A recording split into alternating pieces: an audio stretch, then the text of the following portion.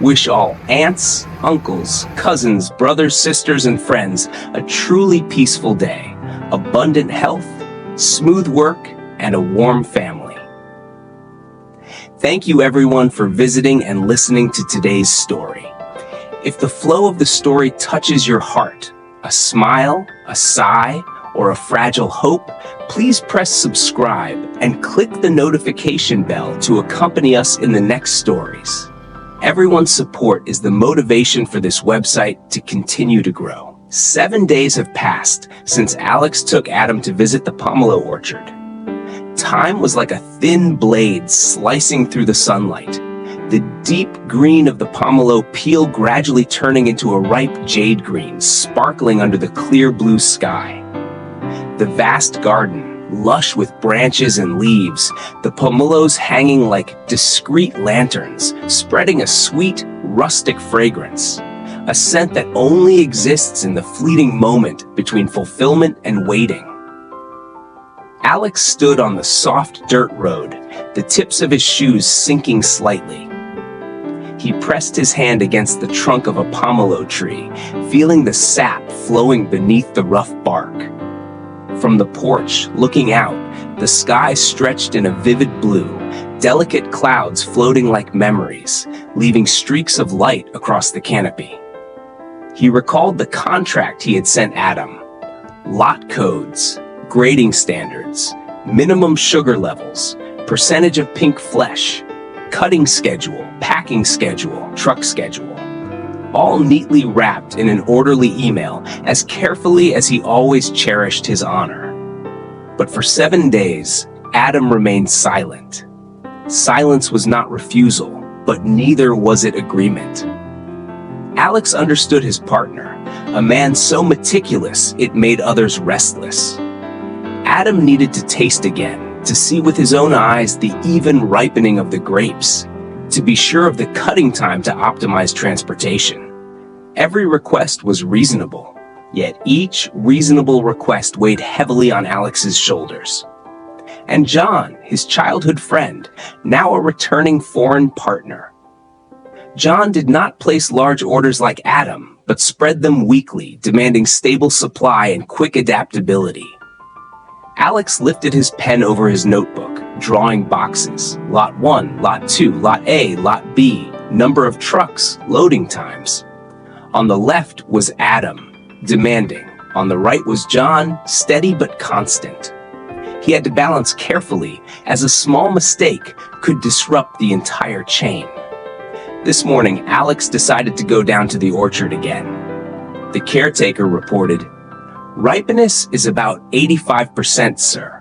Sweeter than the last time you came with Mr. Adam." In this area, they cut grass by machine, limiting herbicides.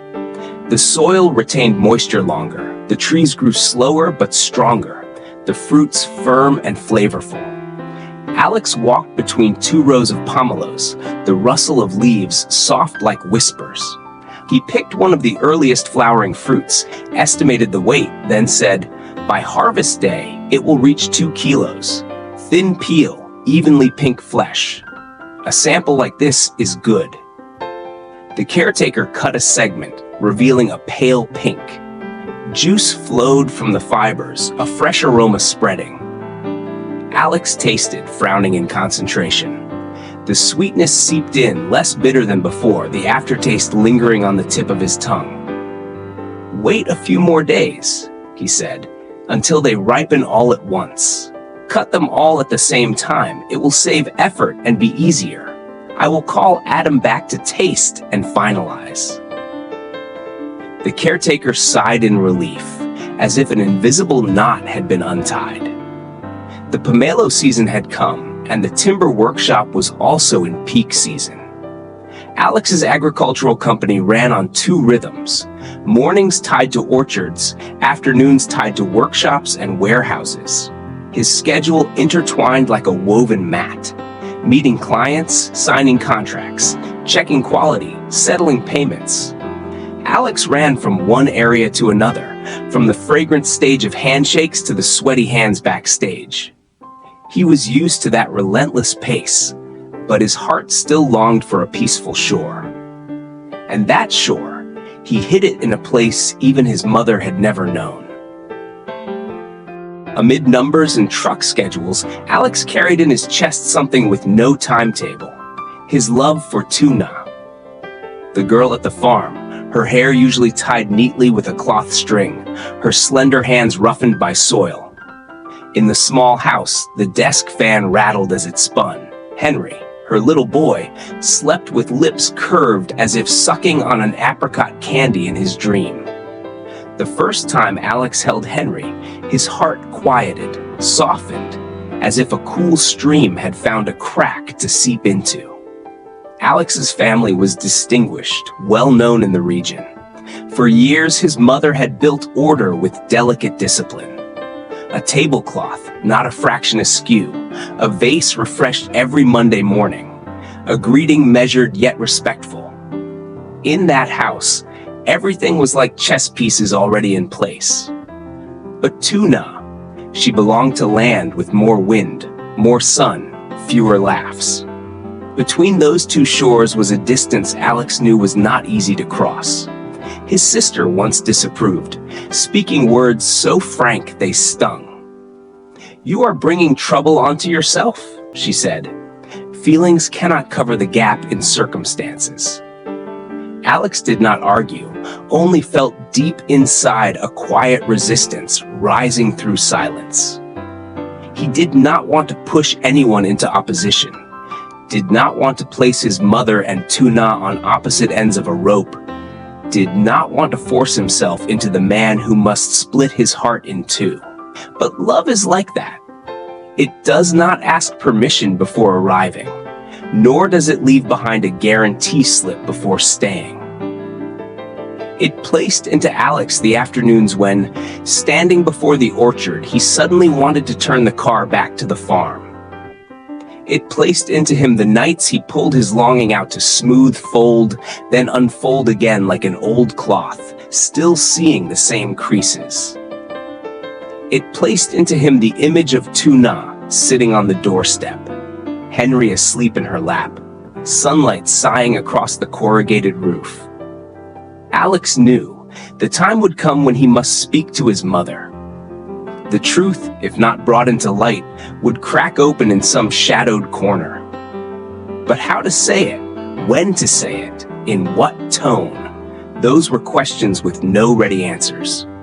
Each time he thought of his mother's eyes, the eyes he had always sought for peace, Alex faltered, tucking his words away, waiting for a day enough. That day, he came home early. His mother sat at the wooden table by the window, thread caught on her finger, the unfinished embroidery a radiant yellow sunflower. She said, "Alex, you are already over 30.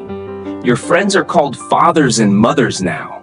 I hope to see your own little family, to hear children running in the house." Her words came out light as air, but they touched the flames still burning in Alex's chest. He wanted to tell his mother about Tuna, about her neatly tied hair, about her laugh soft like raindrops on banana leaves, about Henry with his long eyes. He wanted to speak of the smell of freshly watered soil, of seeds stored in a bamboo basket, of an afternoon sun slanting across the small porch. But the phone vibrated. His assistant called. A contract at the workshop needed his urgent signature. The client was waiting. Alex looked at his mother, apologetic. "Let me go for a while, Mother. Tonight I'll come back and tell you." His mother smiled, her gaze sinking like a curtain lowered. "Go, my son. Work waits for no one." She saw him to the door. When it closed, the house suddenly grew larger, quieter. She sat back down, looked at the embroidery, suddenly noticed a bead out of line. She fixed it, then laid down the needle. "My son has something to say," she thought, but could not yet. She had been a mother long enough to know there are things that cannot be hurried. Sometimes, silence is also a kind of shelter. That morning, Mai, the daughter of her close friend, had visited. Mai had once been a childhood playmate of Alex and John, now returned after years of working away. She brought country gifts, polite greetings, the gentle demeanor of someone who had learned calm at life's curves. The mother's face brightened. She invited Mai in, poured tea, set out cakes, praised her as prettier and more mature than ever. The conversation turned to Alex's work. The timber workshop, the green produce company, the demanding yet fair partners, the shipments crossing borders. She told Mai that John had just returned, the two men cooperating, opening new export lines. Mai listened intently, asked how pomelos were graded, asked what thin peel, pink flesh meant, asked why harvesting all at once was better. The mother looked at Mai, her heart warmed with fondness. She said nothing, but in her mind she already painted a serene vision. One day, Mai's laughter mingling with the clinking of dishes in this very kitchen. Alex returned as sunlight poured into long golden stripes across the porch. Dinner was set. Braised fish dark brown, sour soup fragrant with starfruit, a plate of glossy green boiled vegetables. Mai stood in the kitchen, sleeves neatly rolled, movements natural and quick. His mother said, "Stay and eat with me and Alex, Mai. It will be more cheerful." Mai nodded softly. The meal passed peacefully. The mother told stories of neighbors. Mai spoke of life away. Alex listened more than he spoke. The small exchanges were like sesame seeds sprinkled over a cake, fragrant, light, and quietly filling. After dinner, Mai excused herself early, as she had plans with old friends. His mother walked her to the door, gently urging, "Next time, stay longer." Mai said she had come by taxi and would call one to return. The mother nodded, watching until my verse. Mai passed the gate, her figure small and neat, like a young leaf just past the wind. Alex cleared the dishes from the table, washed his hands, checked the clock. It was still early. In his mind appeared another road, not the one leading my home as people might assume, but the dirt path to the farm, where perhaps Tuna was sowing seeds in the garden behind her house. He told his mother, "I'll go to the farm for a bit, to check some watering tools. I'll be back tonight." His mother only managed a nod. As the sound of the car faded, she turned back inside, lifted the pot lid, added water to the soup, the scent of lemon wafting up. She wondered, perhaps my son has another place to return to after dinner? Then she sat down, poured herself tea, and let the question settle like tea leaves at the bottom of the cup. The road to the farm curved along a small canal. After the rain, the sky was washed clean. The afternoon breeze carried the scent of damp soil deep into the lungs. Alex pulled his car over by a guava tree, turned off the engine, and stood for a moment until his eyes adjusted to the soft golden light spreading across the garden. Tuna was bent over, loosening the soil, her hair tied loosely, a few strands clinging to her temples. Henry slept in a hammock strung between two bamboo poles, his breathing steady, lips moving now and then as if chasing a milk-scented dream. "You're here already?" Tuna looked up, her voice unable to hide a note of joy. "I just finished the bed, planning to sow mustard greens." Alex raised the seed packets and some irrigation supplies he had bought. "I brought seeds.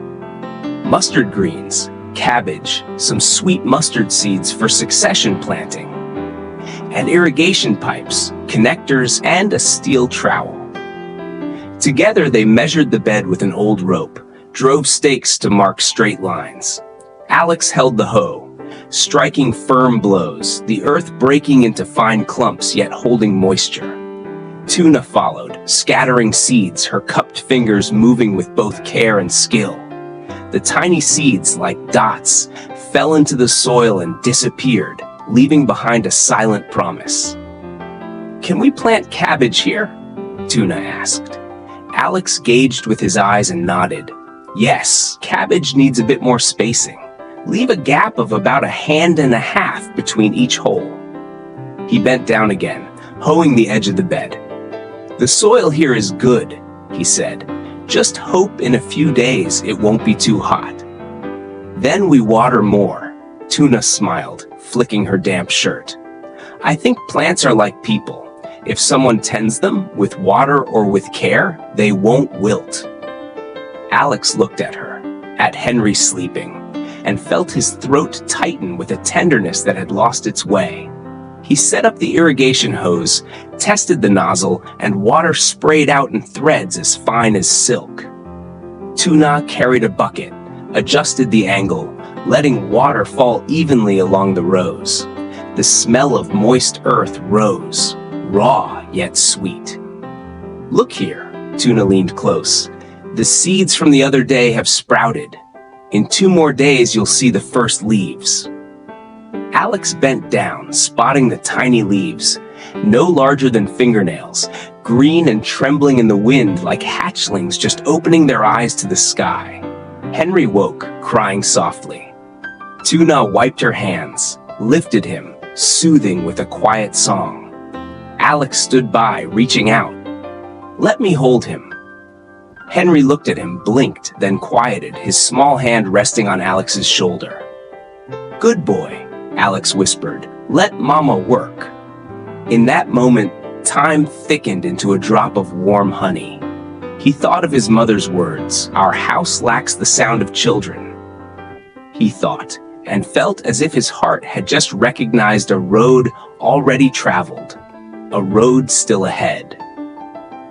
The story pauses here, when the pomelos are nearly ripe together, when Adam is about to return, when John still waits for a steady rhythm of shipments, when Mai has just left the house in a light taxi ride, and when Tuna and Alex have just finished sowing the first mustard seeds under the late afternoon sun. In the old house, his mother still placed the teapot on the stove, hoping one day to hear the footsteps of children. Out there, the orbits are turning. Some meet, some merely brush past. According to you, if you were Alex, what would you do to avoid hurting his mother, yet not lose the simple, steadfast love like newly sprouted greens? Is family background match an unbreakable wall, or just a problem that time, sincerity, and small daily proofs of care can solve? Where should Mai stand in this story? A companion in work, or a crossroads? Alex must clarify soon. If you were Tuna, would you keep quietly sewing and waiting, or step forward to meet Alex's mother and walk into the light yourself? Share your thoughts in the comments below. If this story touched you even for a moment, don't forget to subscribe and hit the bell to see what comes next. When the pomelos ripen together, when Adam returns, and when decisions must be named, what choice will Alex make? The story follows Alex, a man in his 30s, burdened with both business responsibilities and hidden emotions. He manages a green produce company and a timber workshop while also balancing grapefruit export for 2 key partners, Adam and John. As harvest season approaches, Alex feels the weight of ensuring the fruits meet strict quality standards, keeping contracts intact and reputation safe. Behind the numbers and deadlines, Alex hides a tender secret: his love for Tuna, a humble young woman living on a small farm, raising her little son Henry alone. Their love is simple yet profound, blossoming in ordinary moments, planting seeds together, watering vegetables, sharing quiet smiles, and in the warmth Alex feels when holding Henry. For him, this is true happiness. Yet the stark difference in family background and social standing makes him hesitant. He fears his mother, who dreams of a proper match, would never approve. Alex's mother, a woman devoted to tradition and family pride, often reminds him of her wish to see grandchildren. When my childhood friend, returns to visit. The mother secretly hopes Alex will choose her. At the dinner table, Maya's gentle manners deepen this unspoken expectation. But Alex's heart is elsewhere, drawn back to Tuna and the quiet life at the farm. The story pauses at a tender scene. Alex and Tuna working side by side in the fading sunset, sowing seeds in freshly tilled soil, while Henry sleeps peacefully nearby. The seeds represent more than crops. They symbolize a fragile but steadfast love. Yet questions remain. Will Alex find the courage to tell his mother the truth? Will love rooted in simplicity be strong enough to cross the walls of family expectations?